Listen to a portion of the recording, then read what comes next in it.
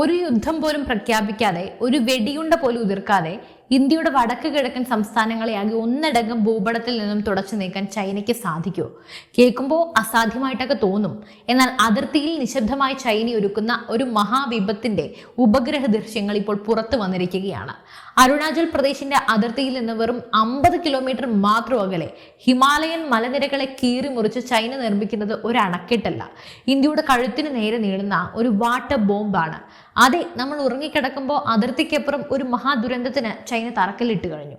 വടക്ക് കിഴക്കൻ ഇന്ത്യയുടെ ജീവനാഡിയായ ബ്രഹ്മപുത്ര നദിയുടെ ഒഴുക്ക് പൂർണ്ണമായും തങ്ങളുടെ കൈപ്പിടിയിൽ ഒതുക്കാൻ ചൈന ചതുരംഗപ്പലകയിലെ ഏറ്റവും അപകടകരമായ നീക്കം നടത്തിക്കഴിഞ്ഞു. എന്താണ് ചൈനയുടെ യഥാർത്ഥ ലക്ഷ്യം? കേവലം വൈദ്യുതി നിർമ്മാണമാണോ? അതോ ഇന്ത്യയെ മുട്ടുകുത്തിക്കാനുള്ള അത്യാധുനിക നയതന്ത്ര യുദ്ധമുറയാണോ? ഈ ഭീമൻ നിർമ്മിതിയിലൂടെ ചൈന ലക്ഷ്യമിടുന്നത് വടക്ക് കിഴക്കൻ ഇന്ത്യയിലെ ദശലക്ഷക്കണക്കിന് ജനങ്ങളുടെ ജീവനാണ്. ഈ ചൈനീസ് കെണിക്ക് മുന്നിൽ ഇന്ത്യ അടിയറവ് പറയുമോ? അതോ ചൈനയെ ഞെട്ടിക്കുന്ന തിരിച്ചടി ഇന്ത്യ ഒരുക്കുന്നുണ്ടോ? കൃത്യമായ ഡാറ്റകളോടെ ഞെട്ടിക്കുന്ന ആ രഹസ്യങ്ങൾ നമുക്കൊന്ന് പരിശോധിക്കാം.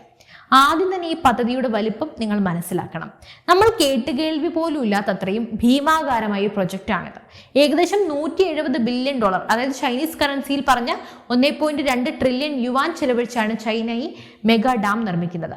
നിലവിൽ ലോകത്തിലെ ഏറ്റവും വലിയ ജലവൈദ്യുത നില ഏതാണെന്നറിയോ? അത് ചൈനയിലെ തന്നെ 3 ഗോർജസ് ഡാം ആണ്. എന്നാൽ ഇപ്പോൾ ഇന്ത്യയുടെ അതിർത്തിയോട് ചേർന്ന് ടിബറ്റിലെ യാർലിംഗ് സാങ്പോ അഥവാ നമ്മുടെ ബ്രഹ്മപുത്ര നദിയുടെ താഴത്തെ തടത്തിൽ ചൈന നിർമ്മിച്ചുകൊണ്ടിരിക്കുന്ന ഈ പുതിയ അണക്കെട്ടിന് 3 ഗോർജസ് ഡാമിനേക്കാൾ 3 ഇരട്ടിയിലധികം ശേഷി ഉണ്ടാകും. അതായത് ഏകദേശം 60 ജിഗാവാട്ട്, 60,000 മെഗാവാട്ട് വൈദ്യുതി ഉൽപ്പാദിപ്പിക്കാൻ ശേഷിയുള്ള രാക്ഷസ നിർമ്മിതി. ഈ കണക്കിൽ തന്നെയുള്ള ചൈനയുടെ ആർത്തിയും ഗൂഢലക്ഷ്യങ്ങളും ഭൂമിശാസ്ത്രപരമായി നോക്കിയാൽ ഹിമാലയത്തിൽ നിന്ന് ഉത്ഭവിച്ച് അരുണാചൽ പ്രദേശിലൂടെയും അസമിലൂടെയും ഒഴുകിപ്പോയി ബംഗ്ലാദേശിലേക്ക് പോകുന്ന ബ്രഹ്മപുത്ര നദി വടക്ക് കിഴക്കൻ ഇന്ത്യയുടെ കുടിവെള്ളത്തിന്റെയും കൃഷിയുടെയും പ്രധാന ജലധാരയാണ്.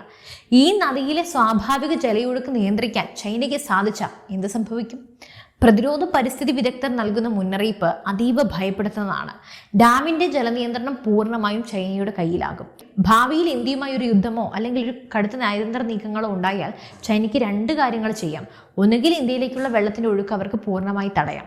ഇത് വടക്ക് കിഴക്കൻ സംസ്ഥാനങ്ങളെ കടുത്ത വരൾച്ചയിലേക്കും ദാരിദ്ര്യത്തിലേക്കും തള്ളിവിടും. എന്നാൽ ഇതിനേക്കാൾ ഭീമാകാരമാണ് രണ്ടാമത്തെ വഴി. ഈ ഭീമൻ അണക്കെട്ടിൽ സംഭരിച്ചിരിക്കുന്ന കോടിക്കണക്കിന് ലിറ്റർ വെള്ളം യുദ്ധകാലത്ത് ചൈന ഒന്നിച്ചങ്ങ് തുറന്നുവിട്ടാൽ എന്ത് സംഭവിക്കും? അരുണാചൽ പ്രദേശും അസമും മിനിറ്റുകൾക്കകം വെള്ളത്തിന്റെ അടിയിലാകും. മനുഷ്യനിർമ്മിതിയായ ഒരു മഹാപ്രളയം സൃഷ്ടിച്ച് വടക്ക് കിഴക്കൻ ഇന്ത്യയെ തകർക്കാൻ ചൈന പ്രയോഗിക്കുന്ന ഒരു ഹൈഡ്രോളജിക്കൽ വെപ്പണാണ്, അല്ലെങ്കിൽ അഥവാ ജലായുധമാണിത്. അതുകൊണ്ട് തന്നെ ഇതിനെ വാട്ടർ ബോംബ് എന്നാണ് വിളിക്കേണ്ടത്. ഈ പദ്ധതി കേവലം ഒരു യുദ്ധതന്ത്രം മാത്രമല്ല, ഭൂമിക്ക് നേരെയുള്ളൊരു കടുത്ത വെല്ലുവിളി കൂടിയാണ്. അതീവ പരിസ്ഥിതിലോലമായ ഭൂകമ്പ സാധ്യതയേറിയ ഹിമാലയൻ ടെക്ടോണിക് പ്ലേറ്റുകൾക്ക് തൊട്ടു മുകളിലാണ് ചൈന ഈ കൂറ്റൻ കോൺക്രീറ്റ് മല നിർമ്മിക്കുന്നത്. ചരിത്രപരമായി നോക്കിയാൽ ഈ മേഖല വലിയ ഭൂകമ്പങ്ങൾക്ക് പേരുകേട്ട ഇടമാണ്.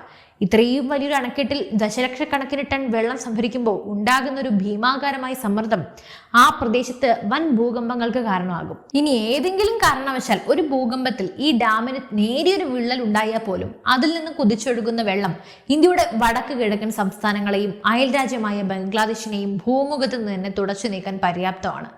ഇത്രയും വലിയൊരു പാരിസ്ഥിതിക ഭീഷണി നിലനിൽക്കുമ്പോഴും ചൈന തങ്ങളുടെ ആഗോള മേധാവിത്വം സ്ഥാപിക്കാൻ വേണ്ടി മാത്രം അന്താരാഷ്ട്ര നിയമങ്ങളെയും നദീതട കരാറുകളെയൊക്കെ കാറ്റിൽ പറത്തി ഏകപക്ഷീയമായി മുന്നോട്ട് പോവുകയാണ്. ഒരു അന്താരാഷ്ട്ര നദിയിൽ ഇത്തരം വൻകിട പദ്ധതികൾ നടപ്പിലാക്കുമ്പോൾ താഴെ തട്ടിലുള്ള രാജ്യങ്ങളുമായി ചർച്ച നടത്തണമെന്നും വിവരങ്ങൾ പങ്കുവെക്കണമെന്നും അന്താരാഷ്ട്ര നിയമമാണ്. എന്നാൽ ചൈന ഈ നിയമങ്ങളെല്ലാം പുച്ഛിച്ച് തള്ളുകയാണ്. ഇന്ത്യയുമായോ ബംഗ്ലാദേശുമായോ യാതൊരുവിധ നദീതട കരാറുകളിലും ഏർപ്പെടാൻ ചൈന തയ്യാറായിട്ടില്ല.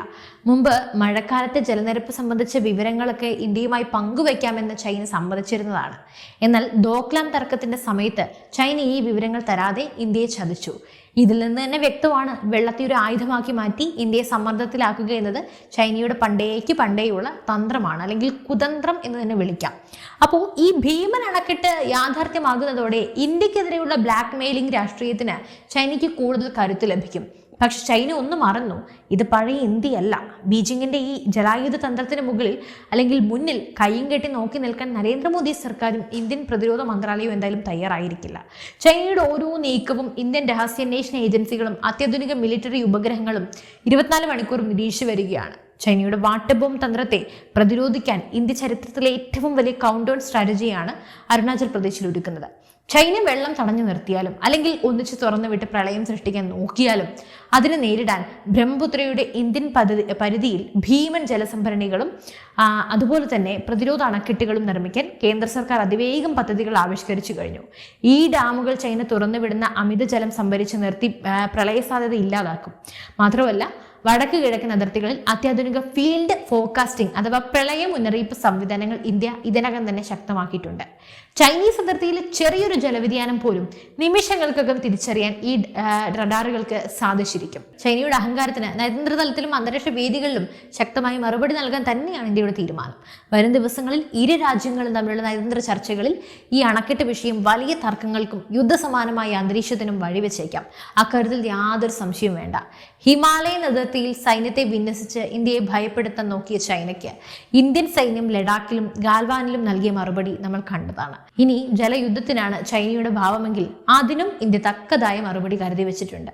ഡ്രാഗണിന്റെ ചതിക്കുഴികൾക്ക് മുന്നിൽ ഇന്ത്യ ഒരിക്കലും തലകുനിക്കില്ല. എന്തായാലും വരും ദിവസങ്ങളിൽ ഇരു രാജ്യങ്ങളും തമ്മിലുള്ള നയതന്ത്ര ചർച്ചകളിൽ ഈ അണക്കെട്ട് വിഷയം വലിയ തർക്കങ്ങൾക്കും യുദ്ധസമാനമായ അന്തരീക്ഷത്തിനും വഴിവെച്ചേക്കാം. അക്കാര്യത്തിൽ യാതൊരു സംശയവും വേണ്ട. ഹിമാലയൻ അതിർത്തിയിൽ സൈന്യത്തെ വിന്യസിച്ച് ഇന്ത്യയെ ഭയപ്പെടുത്താൻ നോക്കിയ ചൈനയ്ക്ക് ഇന്ത്യൻ സൈന്യം ലഡാക്കിലും ഗാൻവാലിലും നൽകിയ മറുപടി ഇനി വീണ്ടും ആവർത്തിക്കും. എന്തായാലും ഈ വിഷയത്തിൽ ചൈനയുടെ ഈ കൊടും ചതിയെക്കുറിച്ചുള്ള നിങ്ങളുടെ അഭിപ്രായം എന്താണ്? തീർച്ചയായും നിങ്ങളുടെ അഭിപ്രായങ്ങൾ താഴെ കമന്റ് ബോക്സിൽ രേഖപ്പെടുത്തുക. മറ്റൊരു വാർത്തയും വിഷയവുമായി വീണ്ടും കാണും വരെ നന്ദി.